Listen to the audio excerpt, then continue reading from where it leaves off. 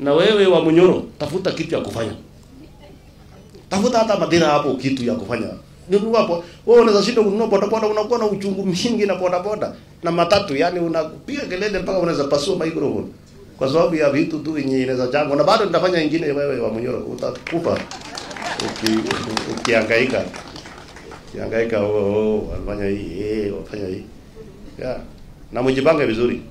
Hii kura 2027 tutanyorosha asubuhi na mapema. Mwanzo wasiwasi. Nyorosha asubuhi na mapema. Tuendelee kufanya kazi. Wale ngiriaje yule. Hata wale na ni wana wale ile Eugene Samenya anasema atio, unajua Sudi alisema siku ile atu Munyoro ataenda nyumbani na kweli akaenda. Sasa amesema ati makura isipojaa watajaza.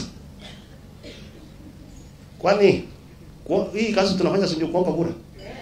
Si ndio tunaendelea tunazidi kuomba kura? Si nyinyi mtajaza? Si kura lazima ijae. Isipojaa tunajaza na watu. Si hata tutajaza na mawe, tutajaza na kura. Tunaenda Ukambani tunaomba, tunaenda wapi tunaomba, tunaenda kila mahali tunaomba. Wale watatupigia na tukiona kidogo jai tunaomba ya kujaza, yani lazima ijae. Lazima kura ijae. So msijisumbue, nyinyi muombe kura na mtembee na mfanye kazi. Jengeni hata toilet.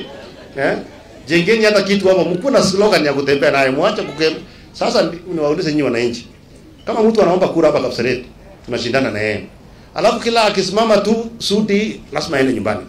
Akisimama tu anaambia kuna mtoto mgonjwa hapa, anasema hapana Sudi lazima aende nyumbani. Akaambia kuna kanisa inataka ijengwe hapa, anasema Sudi lazima aende nyumbani. Sio mtu ni mjinga akupendukia. Sasa hii group ya kina Munyoro ni wakumbafu ya mwisho. Kazi yao tu William Ruto. Hata akiota usiku, hata ukuuliza Dorcas, lazima wewe mtu anawataka William Ruto. Kwa sababu kila siku William Ruto akiamka, William Ruto akisimama, William Ruto akisimama, Kasongo. Tumekubali Kasongo. Wacha na huyo Kasongo afanye kazi ya sokoni, aendelee kujenga nchi.